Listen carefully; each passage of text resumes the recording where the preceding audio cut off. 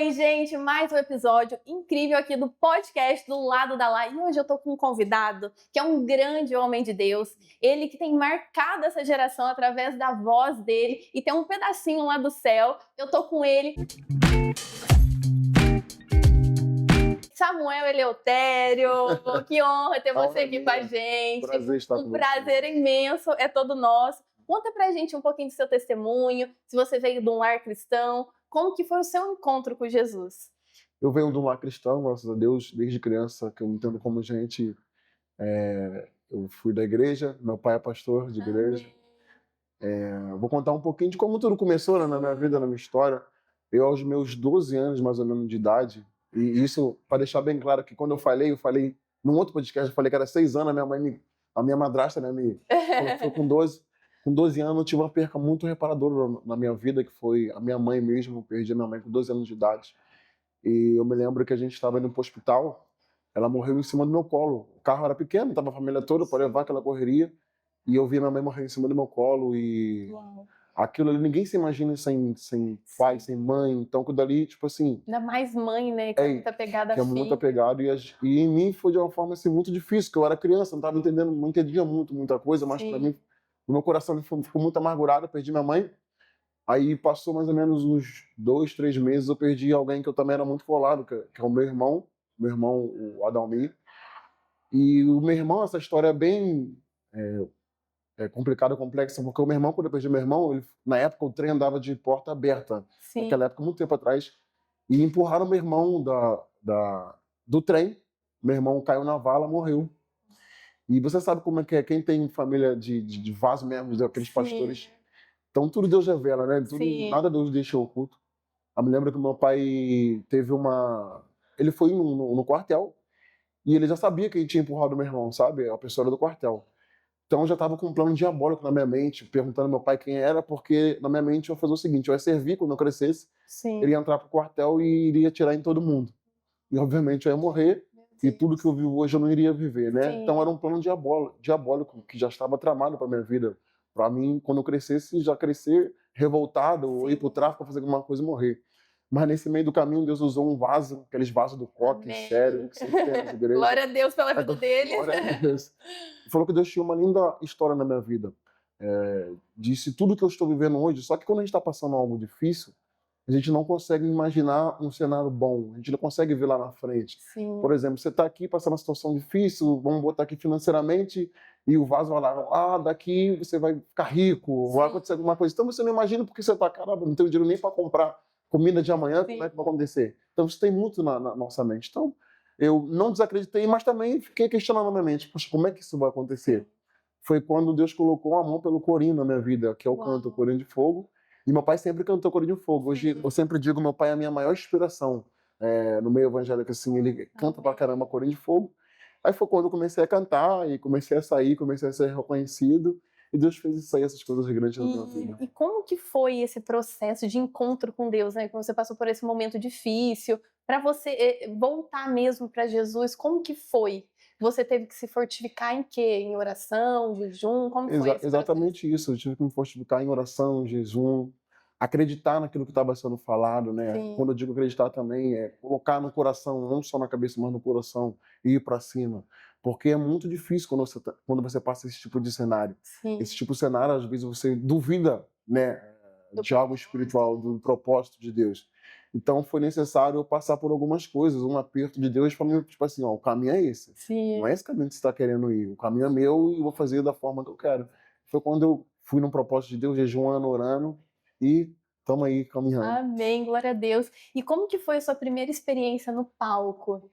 A minha primeira experiência, paz dos senhores, não foi cantando corinho de fogo. Não foi? Não foi cantando corinho de fogo, foi cantando adoração. E foi um culto muito marcante. Foi na cidade que eu moro, eu me lembro muito bem. Hoje foi o primeiro lugar que eu aceitei sair para cantar. Com muita timidez ainda, com muita vergonha. Só que eu peguei o microfone, fechei o olho e fui embora cantando adoração. Quando eu fui ver, a igreja estava tomada de glória, foi algo extraordinário. Aí eu comecei a perder a timidez, comecei a caminhar direitinho. E o meu encontro do corinho foi através do meu pai, né? Meu pai, que é meu pastor hoje, ele sempre cantou corinho e eu sempre toquei instrumento. Eu só era músico na época, né? Eu sou e toco um pouquinho só, tá, gente? Aí comecei a pegar uma mão pelo corinho e criei a minha própria identidade. Uau. Quando eu falo criar a minha própria identidade, tipo assim, Corinho de Fogo tem aqueles pessoal que toca muito rápido, muito rápido. Sim. Eu não consigo, eu não tenho nem fôlego pra isso. Aí foi quando eu criei a minha própria identidade, um corinho mais lento, com começo, com meio, com fim, e Deus foi fazendo grandes coisas. E essa inspiração veio de onde? Dos hinos, dos corinhos de fogo que a gente adora. É totalmente de Deus, né? Deus, um dos corinhos que foi o primeiro que estourou, que foi o Escuta o Barulho. Eu estava participando de uma vigília, na verdade eu ia cantar numa vigília, e esse corinho, eu ouvi um menino cantando ele, passando no Reels no Instagram. Sim.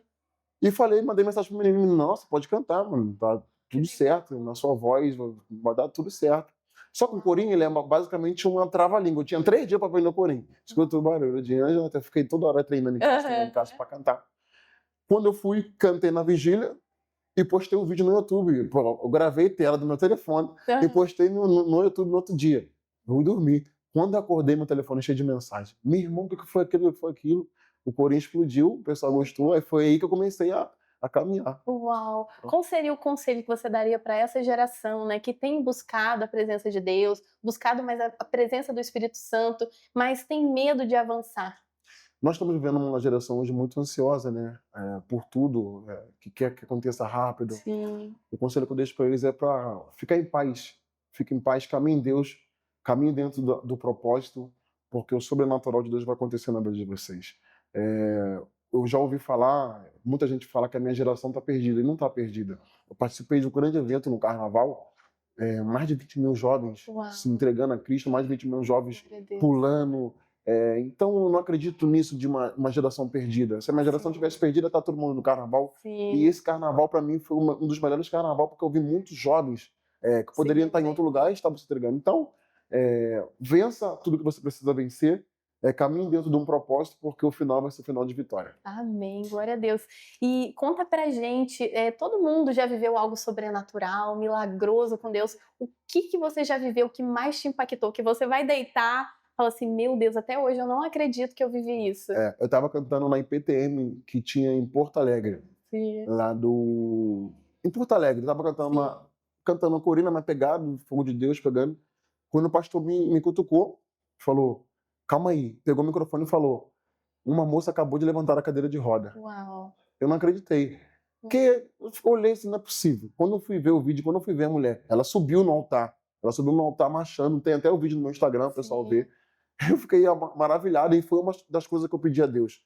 Eu peço sempre para Deus para mim não ser aquele cara automático, que sabe o que fazer, sabe o que ministrar. Eu sempre pedi a Deus, poxa, me conduz. Porque tem gente que deita no que ele deita na fama, deita no sucesso e só vai fazer aquilo que ele tem que fazer, não se preocupa com palmas. Então, o meu pedido a Deus foi isso. Eu quero algo diferente, eu quero ministrar diferente. Amém. Muita gente que está se convertendo também fica falando, como será que ele se prepara, né, para ministrar, para louvar? Qual seria a sua preparação? Minha preparação é o natural, que é orar, né? O que tem que estar, o que o crente tem que fazer, orar, jejuar, buscar a Deus no secreto. Não tenho nada contra quem faz, mas tem gente que vai pro monte, sobe o monte, grava que tá no monte. Eu já não gosto. Eu acho que assim, é o meu secreto, meu com Deus, e para Deus me honrar em público. Então, meu preparamento é isso. Eu jejuo, eu oro, peço para Deus fazer algo diferente, peço para Deus para eu não ser normal, para eu não cantar por cantar. Então tem coisa acontecendo. Aconteceu uma coisa inusitada agora no Carnaval, que eu estava cantando Corinho de Fogo. Corinho de Fogo é alegria, né? Você ser extravagante, pular, se alegrar. Só que eu estava cantando Corinho de Fogo e o pessoal estava vindo aceitar Jesus chorando. Uau. Então você olhar assim, não tem como ser o homem fazer isso. É muito Deus. Então, o meu preparar é orar, pedir a Deus para mim ser diferente, pedir a Deus para não fazer nada normal, nada mecânico e jejuar sempre. Amém. E conta pra gente como que foi a inspiração do quebra-quebra aí, que esse daí pegou. Esse pegou. Não, esse aqui a semana inteira eu vou ficar na minha cabeça. Quebra-quebra. Esse corinho foi o seguinte, eu estava ensaiando com os meninos da minha banda, normal, sabe o que a gente faz, cantando um outro corinho que eu tenho, e no meio do corinho que eu estava cantando, comecei a falar o que fizeram. Mas, irmão, os meninos, aí depois que os meninos se ligaram, os meninos fizeram junto comigo. Sim. Aí beleza, cantei e ficou quebra. Aí acabei a live. Sim. Quando eu fui ver, alguém gravou tela e postou. Quando a pessoa postou o corinho cantando normal, foi um espontâneo, aquilo dali foi um espontâneo. Sim. explodiu. Uau. Falei, mesmo, tem que gravar. Tem que gravar. Foi quando eu fui, gravei, e esse corinho foi diretamente de Deus pra mim, porque foi basicamente contar a minha história.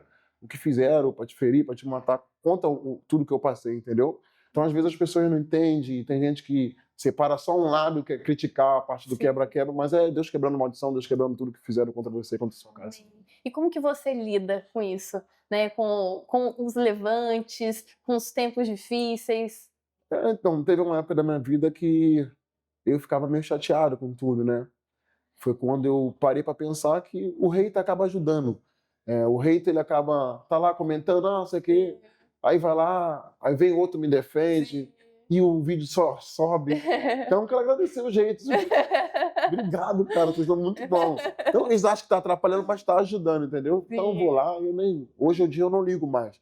Eu já liguei muito, mas eu parei para pensar. Se a gente pensar, tipo assim, cara, todo lado ruim de uma história existe algo bom. Se você tirar algo bom, usufruir algo bom dali, eu parei para pensar, nossa, quando eles veem o vídeo só sobe quando tem um jeito.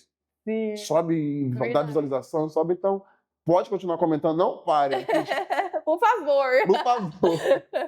Então eu sou bem tranquilo concernente a isso, graças a Deus. Sei lidar bem com isso hoje. Antigamente eu não sabia, mas hoje eu sei lidar muito bem. Porque Deus sustenta, né, o propósito que Ele te deu, e é nítido ver isso em você. E conta pra gente qual é o versículo do Samuel, assim, fala, esse aqui é o meu versículo desde ele adolescente que você carrega com você. Tudo posso naquele que me fortalece. Esse é o versículo quando eu estava passando uma dificuldade, e eu abri a Bíblia e vi esse versículo, e eu tenho ele no meu coração, na minha alma, e eu sei que eu tudo posso naquele que me fortalece. Se eu estiver em Cristo, Cristo vai estar em mim. Então, eu posso romper fronteiras estando com Ele. Amém. Glória a Deus. Muito obrigada, Samuel, pela entrevista. Que Deus possa te abençoar cada dia mais, né? Amém. Levando esses louvores, esses corinhos maravilhosos que a gente ama e a gente sente a presença de Deus, viu? Deus abençoe muito seu ministério. Uma honra estar podendo gravar com você. Honra minha, eu quero agradecer. Desculpa cortar, mas eu quero agradecer por estar aqui nesse podcast top. Tá? Deus abençoe vocês, que venha muito mais crescimento, que venha muito mais pessoas relevantes para vocês. Muito obrigado. Que eu quero vir de novo. Já vem contar vários testemunhos aqui, por favor. A gente tá esperando. Não quero saber de nada, vou chegar lá do nada. Isso aí. Quem estiver sentado na cadeira, eu vou tirar e quero comer. Sou isso. Então, combinado. Gente, curtam, compartilhem, manda pra amiga, pra tia, pro cachorro, pra todo mundo, para que esse projeto venha crescer, o nome de Deus venha ser glorificado e que muitas almas se rendam a Jesus. Tchau!